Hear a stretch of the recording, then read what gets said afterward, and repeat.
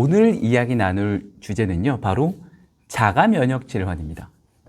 앞선 영상에서 새는장 증후군이라고 얘기하면서 장누수 증후군에 대한 이야기를 드렸는데요. 그만큼 장 점막 상태와 장벽 세포 사이가 튼튼하게 유지가 되어야 하는데, 얘가 벌어지는 순간 정말 상상할 수도 없는 일들이 생겨난다고 이야기를 드렸는데, 그 중에 대표적인 것들이 자가 면역 질환이 있습니다. 자가 면역 질환이 생기는 이유에 대한 부분, 원인이 무엇이고 이를 해결하기 위해서는 어떠한 부분을 점검을 해야 되는지 이야기를 드려보도록 하겠습니다. 우리가 알고 있는 것들을 제외하고서도 정말 엄청나게 많은 자가 면역 질환들이 생겨나고 있습니다. 이미 100여 가지가 넘었다라고 이야기를 하는데요. 지금도 계속해서 원인 모를 질병들은 생겨나고 있죠. 이 자가 면역 질환에 대한 이해를 높이기 위해서는 우선은 면역 시스템에 대한 기본적인 좀 이해가 필요한데요. 우리 면역 시스템에는 선천 면역이라는 녀석이 있고, 그 다음에 후천 면역이라는 녀석이 있습니다. 이 후천 면역, 획득 면역이라고 하는 녀석에 들어가면은 림프구 중에 T 림프구라는 녀석이 있어요. 이제 보조 T세포라고 얘기를 하는데, 이 보조 림프구 중에 TH1과 TH2라는 녀석이 존재를 합니다.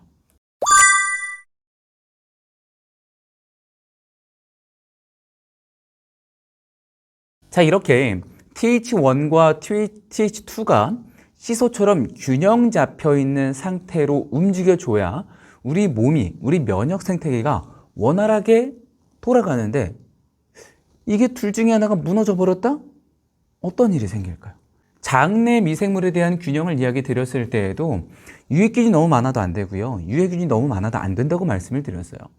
어느 한쪽이 치우쳐 버리면은 이런 자폐성 질환이라든지, 그렇죠? 혹은 변비나 설사나, 여기 좀 더 나아가면은 이제 염증성 질환들이 많이 늘어날 수 있다고 말씀을 드렸죠.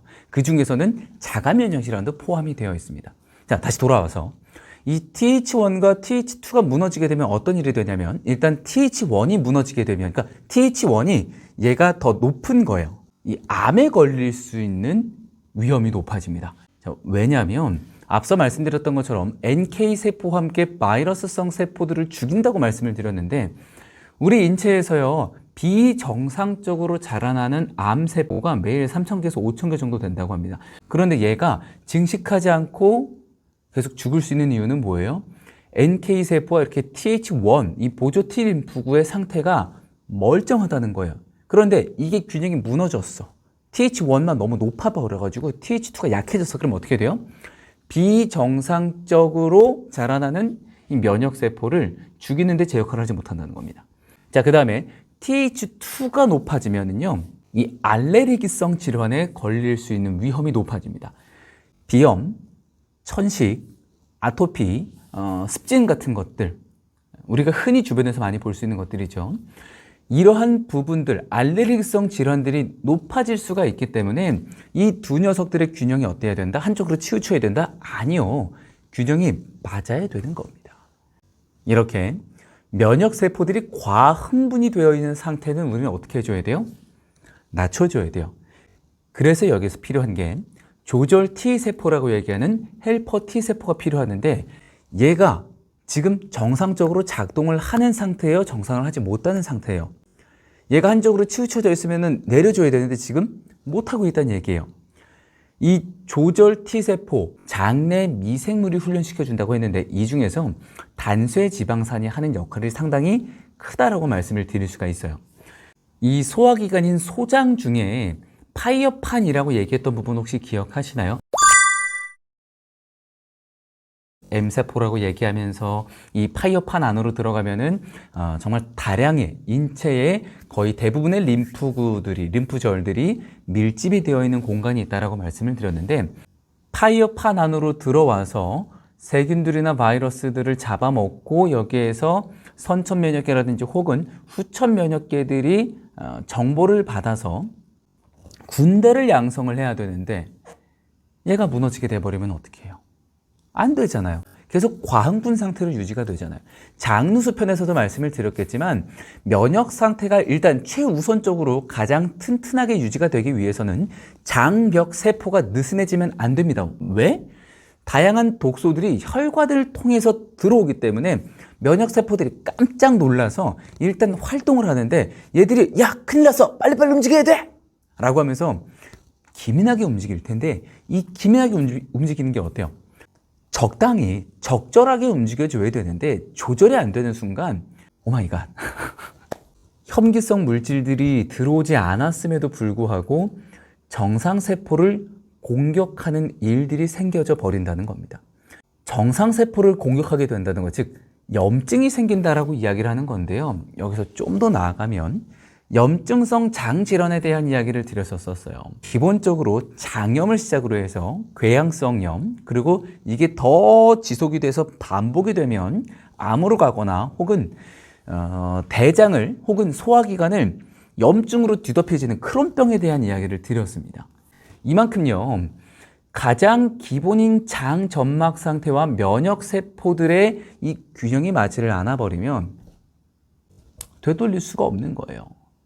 한번 아프기 시작하면은요, 다시 되돌아오기에 너무나 많은 길을 돌아가야 되고 너무나 많은 시간이 걸립니다. 전 너무나 잘 알고 있어요. 말씀드렸잖아요. 설사로 인해서 정말 이 이유 모를 원인이라고 그때는 생각을 했는데 복통, 그렇죠? 그 다음에 하루에도 열 몇 번씩 가는 이 화장실, 사람이 할 짓이 아닙니다. 저는 그나마 괜찮은 거예요. 여기에 염증성 질환까지 만약 덧대었다면은요, 정말 살 수가 없었을 겁니다. 하지만 주변에 이런 분들이 계시잖아요.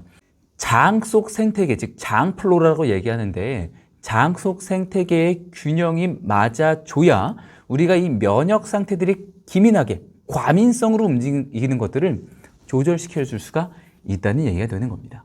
하지만 사람은 망각의 동물이라고 얘기하죠. 좋아지면 어때요? 몸이 좀 좋아지면 다시 또 원래 습관대로 돌아가요. 아침에 일어나서 탄수화물로 시작을 하고 가공된 식품들로 시작을 한다. 네, 당장은 모르겠지만 시간이 지나서 누적이 되어버리면 돌이킬 수 없는 강을 건넌 것과 마찬가지입니다. 건강과 관련된 프로그램을 보시거나 건강과 관련된 다큐를 보게 되시면은요, 하루아침에 아픈 사람은 없어요. 누적이 되어서 이 누적된 것들이 한순간에 빵 하고 터져버리는 거죠. 그 전에 잡아야 됩니다. 자, 오늘 시간은요, 면역세포들이 과흥분 상태가 되어버려서 생기는 자가 면역 질환에 대한 이야기를 최대한 쉽게 설명을 좀 드려봤는데요. 가장 중요한 핵심은 장이라고 이야기를 계속 말씀을 드려요. 장내 미생물의 균형이 우선적으로 맞춰져야 면역세포들의 흥분도와 활성도를 조절시킬 수 있다라고 이야기를 드렸습니다. 속이 편하면 하루가 편합니다. 그리고 장이 편하면 인생이 편합니다. 오늘도 균형 잡힌 나만의 생활 습관을 통해서 웃을 수 있는 하루, 그 다음에 감사함이 끊임없이 넘치는 하루가 되시길 바라겠습니다. 자, 그럼 저는 다음 콘텐츠를 들고 찾아오도록 하겠습니다. 다음 시간에 만날게요. 안녕.